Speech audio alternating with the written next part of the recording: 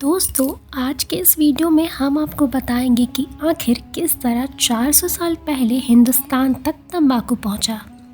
आज के समय में भले ही हर कोई यह जानता है कि तंबाकू जानलेवा है, इसके बाद भी उसकी लोग सेवन कर रहे हैं। पर क्या आपके दिमाग में कभी ये बात आ सकती है कि आखिर किस तरह तंबाकू हम तक पहुंचा और उसकी पूरी कहानी क्या है? एक बार अकबर के दरबार में बीजापुर से मिर्जा असद बेग आए। वह अपने साथ न केवल शहजादी डैनियल का आदिल शाह की बेटी के साथ निकाह की खुशखबरी लेकर आए थे, बल्कि तोहफे में कई चीज़ भी लाए। उसी में एक तोहफा ऐसा था जो अकबर को काफ़ी पसंद आया और वह था हुक्का। असद बेग ने कहा कि हुजूर, ये तंबाकू है, दवाई के तौर पर बादशाह की खिदमत में पेश कर रहा हूँ।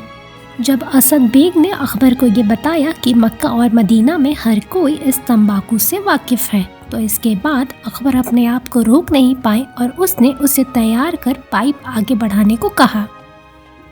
अकबर को इसके बारे में बताया गया कि ये भारत में इसका ज़्यादा इस्तेमाल नहीं हो रहा है, लेकिन यूरोप के लोगों को इसकी जानकारी है। हालांकि इसके बाद अकबर ने कभी भी तंबाकू का सेवन नहीं किया, लेकिन इसके बाद से मुगल भारत में तंबाकू की शुरुआत हो चुकी थी और अगले एक दशक में ही इसका असर नजर आने लगा। उसके बाद 31 मई के दिन बादशाह जहांगीर को 1 डिक्री जारी कर तंबाकू पर बैन लगाना पड़ा। आपको बता दें कि सबसे पहले 12,300 साल पहले तंबाकू का इस्तेमाल नॉर्थ और सेंट्रल अमेरिका में हुआ था। 1492 में क्रिस्टोफर कोलंबस अमेरिका पहुंचे तो वहां के लोगों को पहली बार तंबाकू के बारे में पता चला और जहाज से आने जाने वाले लोग तंबाकू को यूरोप लेकर पहुंचे।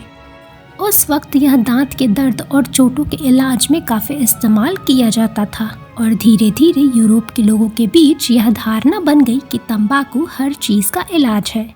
जब बात भारत की आती है तो यह बताया जाता है कि यह पुर्तगालियों के साथ यहाँ पर पहुँचा था। दक्षिण भारत में तंबाकू की खेती की जानकारी भी मिलती है, जो 1604 से 1605 के आसपास की बताई जाती है। जब तंबाकू की खेती शुरू हुई तो कुछ समय के बाद इसमें काफ़ी इजाफा हुआ और इसके निर्यात का काम भी शुरू कर दिया गया। भारत के 2 इलाके आंध्र और सूरत में तंबाकू की खेती हुआ करती थी। इतना ही नहीं, ब्रिटिश ईस्ट इंडिया के फैक्ट्री रिकॉर्ड में भी भारत में तंबाकू के व्यापार की जानकारी मिलती है। धीरे धीरे 1665 तक मुंबई तंबाकू ट्रेड का एक बहुत बड़ा केंद्र बन गया था और 1800 आते आते हुक्का और पान के रूप में पूरे भारत के लोगों ने तंबाकू का सेवन करना शुरू कर दिया था।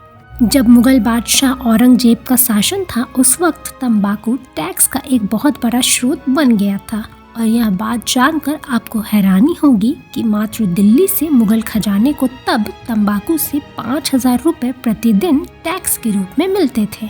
ऐसी और जानकारी के लिए देखते रहें अच्छा जी.com।